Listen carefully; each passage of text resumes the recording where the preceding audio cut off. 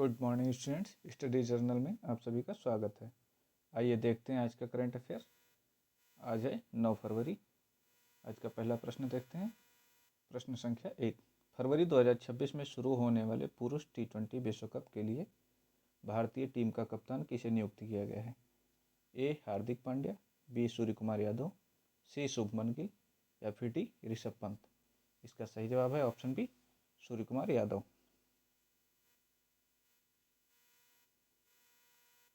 ICC पुरुष T20 विश्व cup 2026 की मेजबानी भारत और श्रीलंका संयुक्त रूप से कर रहे हैं। बीसीसीआई ने सूर्य कुमार यादव के आक्रामक खेल और नेतृत्व क्षमता पर भरोसा जताते हुए उन्हें टीम की कमान सौंपी है। रोहित शर्मा के T20 प्रारूप से संन्यास लेने के बाद यह भारत का पहला बड़ा T20 टूर्नामेंट है। अगला प्रश्न देखते हैं। प्रश्न संख्या 2। हाल ही में 12वीं एशियाई इंडोर एथलेटिक्स चैंपियनशिप का आयोजन कहाँ किया गया? A Tokyo Japan, B Doha Qatar में, सी तियानजिन चाइना में या फिर डी बैंकॉक थाईलैंड में। इसका सही जवाब है ऑप्शन सी, तियानजिन।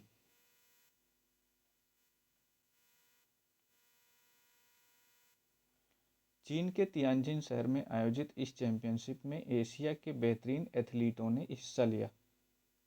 भारत ने इस प्रतियोगिता में शॉटपुट और बाधा दौड़ जैसे खेलों में शानदार प्रदर्शन करते हुए कई पदक अपने नाम किए।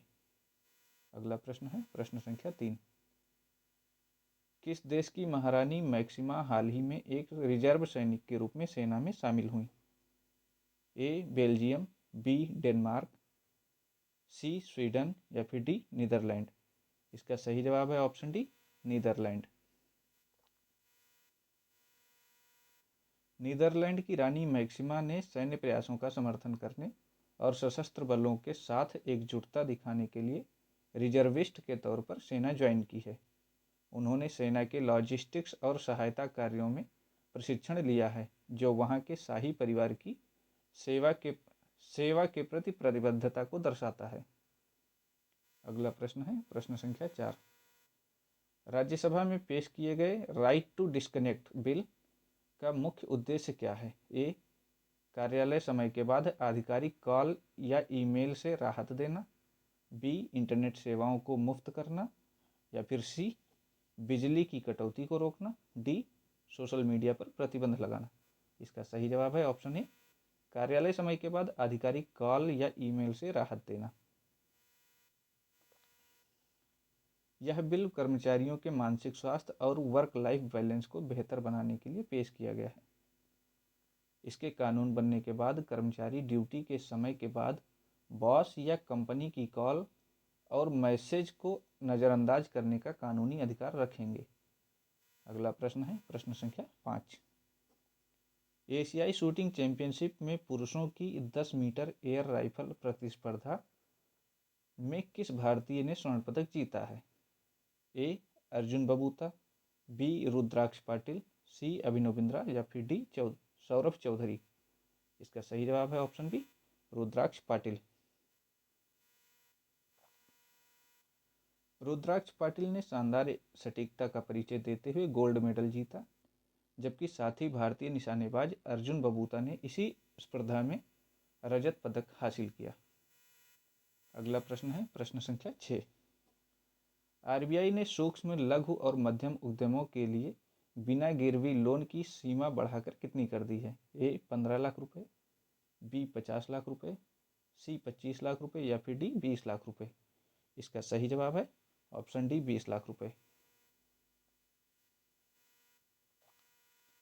एमएसएमई क्षेत्र को मजबूती प्रदान करने के लिए आरबीआई ने गिरवी मुक्त ऋण की सीमा को 10 लाख से दोगुना कर 20 लाख कर दिया है। इससे छोटे व्यवसायियों को बिना संपत्ति गिरवी रखे अपने कार्यशील पूंजी जुटाने में आसानी होगी। अगला प्रश्न प्रश्न संख्या 7। आरबीआई की नई नीति के अनुसार छोटे मूल्य के डिजिटल धोखाधड़ी मामलों में अधिकतम कितना मुआवजा मिलेगा? ए 10,000, बी 25,000, सी 50,000 या फिर डी 1 लाख। इसका सही जवाब है ऑप्शन बी, 25,000। ग्राहकों का डिजिटल बैंकिंग पर भरोसा बढ़ाने के लिए आरबीआई ने एक सुरक्षा घेरा तैयार किया है। यदि किसी ग्राहक के साथ 25,000 तक की धोखाधड़ी होती है और वह समय पर सूचना देता है तो बैंक को उस नुकसान की भरपाई करनी होगी। अगला प्रश्न है प्रश्न संख्या 8। भारत की क्वांटम वैली की आधारशिला हाल ही में किस शहर में रखी गई? ए अमरावती आंध्र प्रदेश, बी हैदराबाद, सी पुणे या फिर डी नोएडा। इसका सही जवाब है ऑप्शन ए अमरावती आंध्र प्रदेश। आंध्र प्रदेश की राजधानी अमरावती में भारत की पहली क्वांटम वैली बनाई जा रही है। इसका उद्देश्य क्वांटम कंप्यूटिंग, क्वांटम संचार और नैनो तकनीक के क्षेत्र में शोध और नवाचार को बढ़ावा देना है। यह भारत को वैश्विक तकनीकी नक्शे पर एक नई पहचान देगा। अगला प्रश्न है प्रश्न संख्या 9। चर्चा में रही न्यू स्टार्ट संधि किन दो देशों के बीच परमाणु हथियारों के नियंत्रण से संबंधित है? ए भारत और पाकिस्तान, बी उत्तर कोरिया और दक्षिण कोरिया, सी अमेरिका और रूस या फिर डी अमेरिका और चीन। इसका सही जवाब है ऑप्शन सी अमेरिका और रूस। New start strategic arms reduction treaty संधि परमाणु हथियारों की संख्या को सीमित करने के लिए अमेरिका और रूस के बीच एकमात्र शेष प्रमुख समझौता है।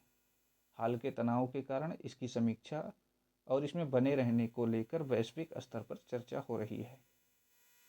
अगला प्रश्न है प्रश्न संख्या 10।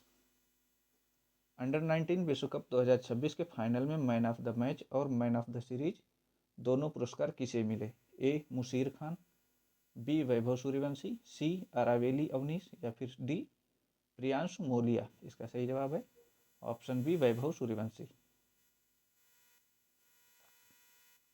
बिहार के युवा बल्लेबाज वैभव सूर्यवंशी ने पूरे टूर्नामेंट में धमाकेदार प्रदर्शन किया।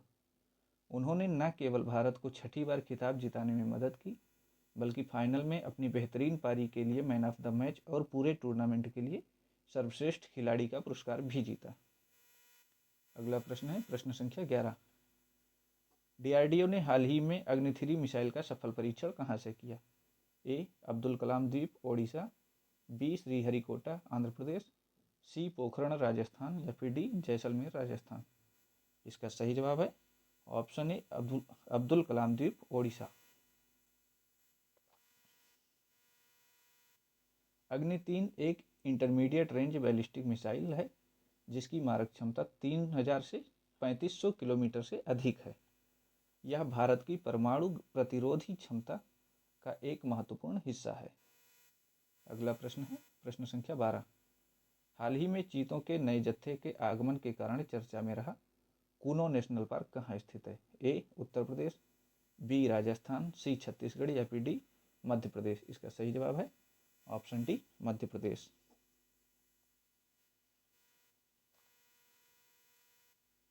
मध्य प्रदेश के श्योपुर जिले में स्थित कूनो नेशनल पार्क चीता पुनर्वास परियोजना का केंद्र है। बोत्सवाना से आए नए चीतों के कारण यह स्थान एक बार फिर अंतर्राष्ट्रीय समाचारों की सुर्खियों में रहा है। अगला प्रश्न प्रश्न संख्या 13। कृषि मंत्री शिवराज सिंह चौहान ने दलहन क्रांति का आगाज किस राज्य से किया है? ए उत्तर प्रदेश, बी मध्य प्रदेश, सी महाराष्ट्र या फिर डी पंजाब। इसका सही जवाब है ऑप्शन बी मध्य प्रदेश। भारत को दालों के उत्पादन में आत्मनिर्भर बनाने के लिए मध्य प्रदेश से इस क्रांति की शुरुआत की गई। इसका लक्ष्य किसानों को उन्नत बीज, उर्वरक और दालों के लिए बेहतर न्यूनतम समर्थन मूल्य प्रदान करना है। अगला प्रश्न है प्रश्न संख्या 14। अंतर्राष्ट्रीय ओलंपिक समिति की पहली ईरानी महिला सदस्य कौन बनी है? ए फातिमा हमामी, बी इल्नाज रेकाबी, सी सोराया अघाई या फिर डी सारा खदेम। इसका सही जवाब है ऑप्शन सी सोराया अघाई। सोराया अघाई ईरान की पहली बैडमिंटन खिलाड़ी है जिन्होंने ओलंपिक टोक्यो में जो 2020 में हुआ था उसमें हिस्सा लिया था। अब उन्हें आईओसी का सदस्य चुना जाना खेल प्रशासन में ईरानी महिलाओं की बढ़ती भागीदारी का प्रतीक है। आज का अगला प्रश्न है अंतिम प्रश्न प्रश्न संख्या 15, दिल्ली पुलिस द्वारा सोशल मीडिया पर हथियारों के प्रदर्शन को रोकने के लिए चलाया गया अभियान कौन सा है? ए ऑपरेशन कवच, बी ऑपरेशन शस्त्र, सी ऑपरेशन प्रहार या फिर ऑप्शन डी ऑपरेशन मुस्कान। इसका सही जवाब है ऑप्शन बी ऑपरेशन शस्त्र। दिल्ली पुलिस ने सोशल मीडिया पर बंदूकों के साथ वीडियो फोटो डालने और गैंगस्टर संस्कृति को बढ़ावा देने वाले युवाओं पर लगाम लगाने के लिए ऑपरेशन शस्त्र शुरू किया है। इसके तहत अब तक कई एफआईआर दर्ज की जा चुकी है। आज के लिए बस इतना ही। Thanks for watching. Keep learning with study journal.